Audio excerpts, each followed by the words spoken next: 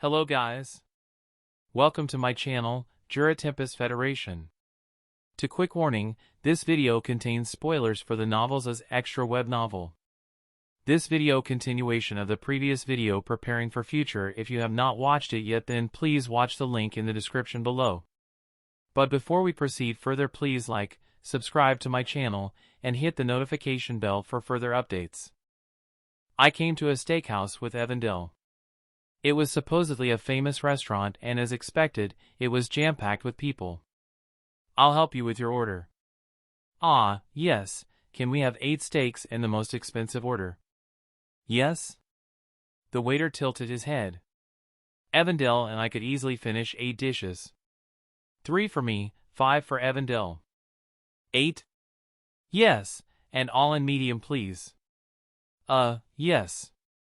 After ordering, I noticed that other customers were giving us strange looks. Even though Seoul had many foreigners, it seemed Evandel's appearance naturally drew people's attention. For this reason, I didn't take off my sunglasses. That way, people would think Evandel was a child of a Western noble and I was her guard or attendant. Here you go. This is garlic steak. Our first order came out, a steak accompanied with garlic.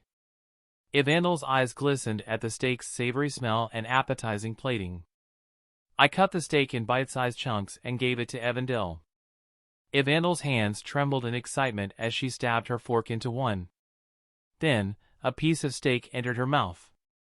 Evandel quivered with a face of ecstasy. Afterwards, her hand busily moved from piece to piece. I stared at her silently, then spoke when I saw the chance. Evandel, do you think you could stay home alone for the weekend? Evandel, who was chewing on a piece of steak, suddenly stopped. She looked up at me silently. She wasn't chewing on the steak in her mouth and was only staring at me with a fork in hand. For some reason, I felt uneasy. To think she would stop eating. She's not going to cry, right? In exchange, I spoke up before I could confirm my suspicion. I'll buy lots of toys for you today. Lots?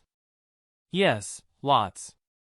I was overflowing with money, so I planned on buying anything and everything as long as they could keep her company. Evandel looked at me, then nodded with a half-sulking, half-sad face. She stopped eating steak. When she was about to put her fork down. Next is the tomahawk steak. The waiter brought a gigantic piece of meat.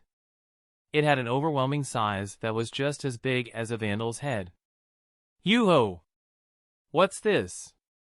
Evandel quickly regained her energy. After eating at the steakhouse, we went to the New World shopping mall.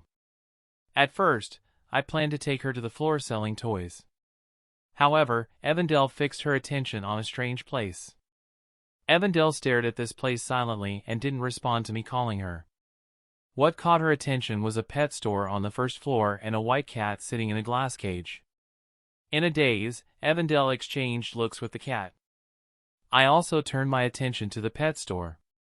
Admittedly, the white kitten was adorable. Cat. I immediately calculated the size of my dorm room. A 60 square meter room with 2 rooms. It was enough to raise a child and a cat.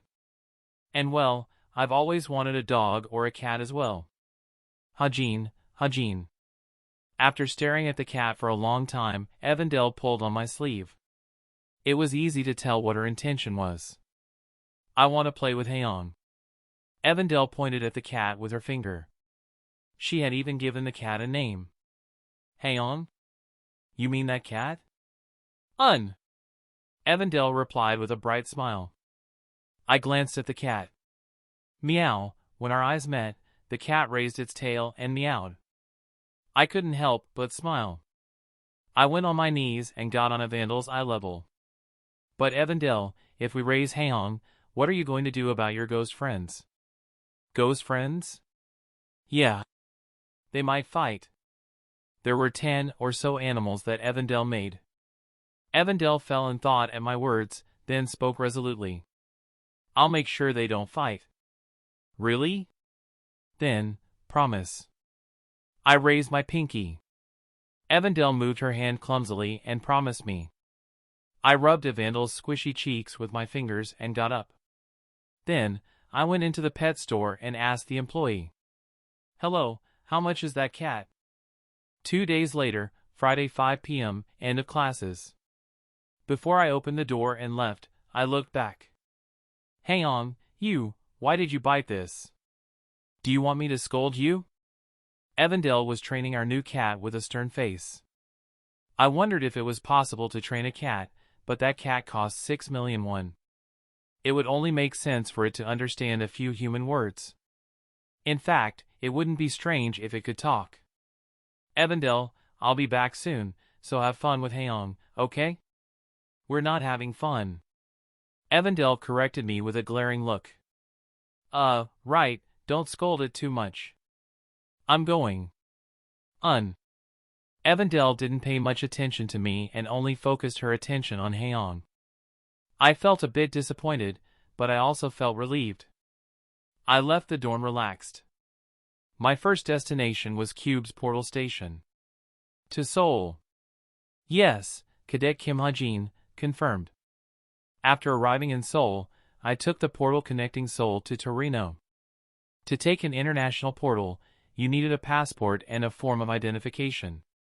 I gave the portal worker a fake identity and a fake passport, both of which were prepared by the Geronimo mercenary. As expected, a fake identification created by Chameleon Troop, they were extremely effective. The portal worker didn't give me any suspicious looks, and I managed to arrive in Italy in just 30 minutes.